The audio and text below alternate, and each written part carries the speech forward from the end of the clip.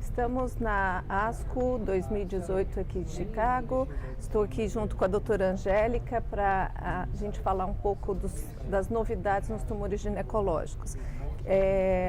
Vamos iniciar falando do tumor de ovário, as novidades. Temos 3 estudos importantes, iniciando um primeiro estudo, colocando o papel aí da citorredução primária versus a quimioterapia neoadjuvante. Quer comentar alguma coisa, Angélica? Bom, olá a todos. Então, a ASCO desse ano promete no câncer de ovário, então falando especificamente desse estudo no carcinoma epitelial de ovário, em pacientes com doença avançada, estágios 3 e 4, há muita dúvida se a quimioterapia neoadjuvante é inferior ou não à cirurgia. Em anos anteriores, o principal estudo, o estudo do Dr. Vergor, mostrou que neoadjuvância não é inferior à cirurgia upfront. Esse dado sempre foi questionado, principalmente porque a cirurgia tinha um tempo muito curto, né, no trabalho do Dr. Vergor, entendendo que a cirurgia oncológica ótima possa não ter sido realizada. Esse é um dado problemático, né, André? Porque no Brasil isso foi adotado quase na totalidade do país. A quimioterapia neoadjuvante hoje no carcinoma epitelial de ovário, ela é feita de rotina para tentar substituir uma cirurgia de grande porte. E esse não é o objetivo da quimioterapia neoadjuvante. O objetivo da quimioterapia neoadjuvante no ovário é começar um controle da doença metastática no início, mas ela não deve mudar o tamanho da cirurgia inicial. E é esse dado que vai ser trazido agora na ASCO, né? Esse é um estudo japonês, o Japanese COG 0206, e o estudo mostra nessa população japonesa, e não foi um estudo pequeno, é um estudo com 301 pacientes, quimioterapia neoadjuvante foi inferior à cirurgia upfront. A sobrevida global foi de 49 meses nas pacientes que foram para a cirurgia versus 45 meses. Então, era um estudo para avaliar não inferioridade e ele é um estudo negativo, ou seja, a quimioterapia neoadjuvante foi inferior. Eu acho que a gente vai ter que voltar a discutir essa generalização da indicação de quimioterapia neoadjuvante no Brasil. A importância do estudo é justamente essa, porque assim, pela nossa realidade brasileira, a gente tem um número grande de pacientes com doença localmente avançada, já o diagnóstico, e muitas vezes pela não disponibilidade de cirurgiões habilitados, ou por problemas do ponto de vista logístico, essas pacientes se iniciam tratamento com quimio neoadjuvante. Então, a importância do estudo, apesar de ser uma população japonesa, foi um estudo desenhado para ver a não inferioridade, e quimio neoadjuvante foi inferior ao tratamento padrão de cirurgia upfront.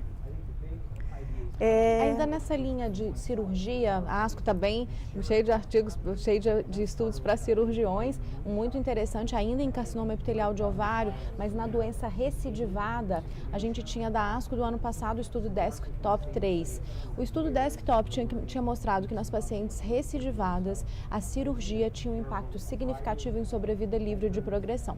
E nessa ASCO, o dado é um pouco diferente. O estudo GOG 213, que é aquele estudo que tinha avaliado a combinação de carboplatina, paclitaxel e bevacizumab em pacientes recidivadas platino-sensíveis, ele agora traz uma nova análise, que é a avaliação se essas pacientes se beneficiam de cirurgia na recidiva e avaliando a sobrevida global e não a sobrevida livre de progressão, como foi o Desktop. E em sobrevida global, o estudo é negativo.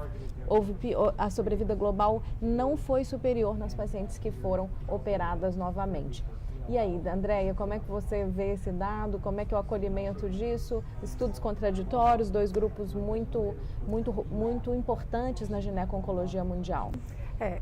São estudos importantes, assim, um dado que a gente não tem são os critérios de seleção, pelo menos no abstract, vamos aguardar a apresentação em si, se vai ser esmiuçado melhor esses dados de critério de seleção para a situação secundária, que isso, assim, pode fazer diferença.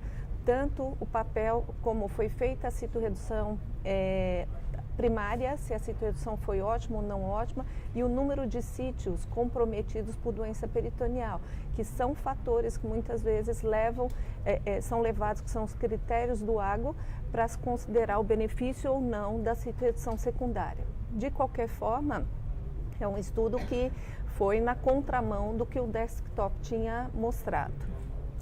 Eu acho que um estudo muito importante da oncoginecologia da ASCO desse ano, ainda em carcinoma epitelial de ovário recidivado, é o estudo Mitomango. Esse é um estudo muito esperado. O estudo Mitomango, ele avalia qual que é o papel do inibidor de angiogênese bevacizumab em pacientes que haviam sido expostas a bevacizumab no tratamento upfront. Então, pacientes que trataram na primeira linha com beva, vale a pena ou não repetir quando elas recidivam? Bom, esse é um estudo bastante robusto, ele incluiu 400 pacientes e ele avaliou, né, as pacientes receberem quimioterapia quando recidivaram com ou sem bevacizumab. O objetivo principal do estudo era sobrevida livre de progressão e o estudo foi positivo. Houve um aumento de sobrevida livre de progressão de 3 meses com hazard ratio de 0,5. Então, essa dúvida de manter ou não bevacizumab na progressão, então agora tem esse dado que é um estudo desenhado para isso, então muito alinhado com o que a gente já tinha de dados do câncer coloretal, mas em ovário esse é o primeiro dado que realmente vale a pena manter. A questão nossa, acho que fica sempre, André, é custo, né? E, assim, a gente sempre escolhia um momento para tratar. Eu acho que isso dentro do sistema público de saúde é mais complexo, acho que no privado vai ser mais incorporado. Qual que é a sua opinião sobre isso? Como é que você acha que isso vai impactar lá no Brasil? Esse é um estudo, a meu ver, um estudo bastante importante, que a tendência hoje do câncer de ovário está sendo uma doença de cronificação dessa doença. Então, são alternativas de tratamento, coisa que a gente até então não tinha antes. É lógico que isso agrega custo, mas a gente vai tendo uma linha de pensamento muito próximo do que você tinha em mama, na era do Herceptin, em que você trocava a quimio e mantinha a terapia-alvo. Esse, como a Angélica colocou muito bem, é um primeiro estudo em ovário, mas é uma coisa que chama bastante atenção. Agora, importante saber quem é o subgrupo que realmente vai se beneficiar dessa estratégia, já que é uma estratégia que tem um custo por trás disso. Então, assim, eu acho que de qualquer forma é um estudo que a gente precisa olhar com bastante crítica, já que cada vez mais a gente tem pacientes com câncer de ovário que estão vivendo mais e melhor. Então, são alternativas de tratamento, você pode postergar cada vez mais, pelo menos aumentar esses intervalos aí livres de progressão. Eu acho que esse é o desafio do inibidor de angiogênese. Em nenhum dos estudos, até o momento, a gente tem critérios robustos de seleção das pacientes. Existem critérios clínicos, por exemplo, na primeira linha, paciente com maior volume de ascite, dados retrospectivos do GOG 218, que provavelmente elas têm impacto em sobrevida ao receber, mas como não tem um biomarcador sérico, fica super difícil selecionar a paciente. Eu acho que custo é o grande problema. Acho que os dados são muito consistentes de inibidor de angiogênese, o ganho é sempre muito parecido, é um ganho de sobrevida livre de progressão, sempre sem impacto na sobrevida global, uma toxicidade manejável, mas sem a gente ter como selecionar. E o critério acaba sendo quem pode ter acesso ou não, que é um critério muito ruim, né? Mas fica o dado de que é um estudo positivo e talvez o estudo com medicamentos mais importante da ASCO. Mudando de doença, vamos para o nosso principal problema do país, que é o câncer de colo de útero. No Brasil são 16 mil casos novos, é o câncer ginecológico mais comum no país. Como sempre, a ASCO com muito poucos estudos, muito poucos avanços, mas tem um dado muito interessante de cirurgia, o impacto da cirurgia minimamente invasiva, que é essa pressão que a gente tem agora de submeter as nossas pacientes à robótica, à laparoscopia. E aí, André, o que a ASCO traz para a gente? Então esse é um estudo bastante provocador do ponto de vista na área cirúrgica, né, que foram avaliados pacientes que tinham tumor de colo de útero em estadio 1B, com tumores maiores que 2 centímetros, e essas pacientes foram randomizadas em 2 braços entre fazer cirurgia minimamente invasiva ou ir seja ela laparoscópica, robótica ou cirurgia aberta. e, para surpresa, o resultado foi um resultado negativo, mostrando inclusive que aquelas pacientes que eram submetidas à cirurgia minimamente invasiva tinham uma pior evolução em relação às pacientes que foram para a cirurgia aberta.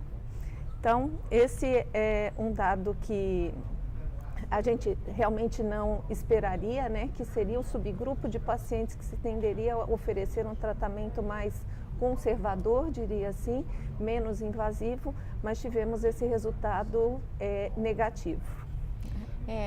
Houve dado similar no SDO, essa análise específica que a Andréia citou agora, que é uma análise de 900 pacientes, é retrospectiva, é uma análise de banco de dados, mas ela é uma análise negativa e eu acho que esse é um dado provocador, sim.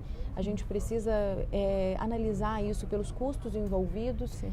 Houve melhor qualidade de vida das pacientes com minimamente invasiva, estranho, houve menor custo, para a gente isso é difícil de entender, dado aos altos custos, principalmente do robô, mas o fato é que essa análise precisa ser considerada sim, e a gente não achar ruim de estar operando nossas pacientes com cirurgia aberta, porque possivelmente isso não é pior, né? E assim, apesar de ser um estudo retrospectivo, é um estudo que tem um número de pacientes muito grande. Então, mas é um alerta, de qualquer forma, em relação à abordagem cirúrgica e a definição melhor em termos de tratamento para essas pacientes. Pensar realmente duas vezes o que é melhor abordagem nessas pacientes em estadio tão precoce. Puxando a sardinha um pouquinho para o nosso lado, eu vou passar um estudo que o Brasil participou, vários centros do Brasil incluíram pacientes, que é o estudo Cecília, também em câncer de colo de útero na paciente recidivada. É prática comum, baseado nos estudos de ovário, a troca da cisplatina pela carboplatina. E a gente tem esse dado também em câncer de colo de útero, tem um estudo japonês que mostra que essa substituição é possível. Então, o estudo de fase 2, Cecília, avaliou a combinação de carboplatina, paclitaxel com bevacizumab. Então, comparado com o estudo do GOG, a troca da cis pela carboplatina, e nessa ASCO estão sendo apresentados os dados de segurança e essa combinação é segura, o número de fístulas foi semelhante ao número com cisplatina. Então, uma prática que o médico já faz no dia a dia, que é essa troca, agora respaldada com esse estudo de fase 2 apresentado aqui na ASCO. É importante esses estudos porque, na realidade, só dão mais segurança e só consolidam muitas vezes coisas que a gente faz na prática diária. A combinação de carboplatina com Taxol, a gente sabe que tem uma toxicidade inferior àqueles com cisplatina e paclitaxel. Então, assim, serve mais realmente um estudo que ajuda a consolidar o que se faz no dia a dia, né? Para fechar esse módulo de gineco-oncologia, a gente vai citar um estudo que infelizmente recrutou muito menos pacientes do que o desejado. É um estudo importantíssimo, um estudo do GOG de novo, que tentou avaliar o papel da adjuvância no leiomiosarcoma confinado ao útero de alto grau. Esse é um cenário devastador, a maioria das pacientes recidivam e os dados são conflitantes se a quimioterapia adjuvante tem ou não benefício. O GOG desenhou um estudo internacional, multicêntrico, com a intenção de recrutar 215 pacientes entre adjuvância versus observação. Infelizmente, foram incluídos só 38 pacientes. Nessa análise de 38 pacientes, não se conseguiu provar a superioridade da quimioterapia, então é um estudo negativo, mas com uma análise estatística muito limitada, porque o recrutamento foi muito aquém do esperado, né, Andréia? Essa aí está a dificuldade de conduzir estudos em doenças mais raras, né? Sarcomas uterinos são patologias muito raras, especificamente leiomiosarcoma, é uma doença de agressividade muito grande, com uma taxa de recidiva de mais de 50%. Então, isso muitas vezes leva com que se faça as quimioterapias adjuvantes. A maior experiência que a gente tem aí é do grupo do Memorial, com dados que são dados mais retrospectivos, com a combinação de docetaxel e gemcitabina. Esse estudo mostrou uma sequência de docetaxel e gemcitabina seguido por doxorubicina, e mesmo assim, para esses estadios precoces, mesmo você oferecendo tudo que você tem disponível hoje no tratamento para sarcoma, de quimioterapia em si, isso não mostrou ganho em termos de sobrevida. Então, é um estudo importante que, apesar da nossa ansiedade de ver muitas vezes a paciente em estadio precoce, que sabe que tem um risco elevado de recidiva, essa estratégia de tratamento não mudou a evolução da doença. Bom, a ASCO tem isso e tem muito mais. Eu sugiro que vocês acompanhem de perto através desse canal. Agradecemos a audiência de vocês. Um bom congresso, bom aprendizado a todos. Até breve. Até.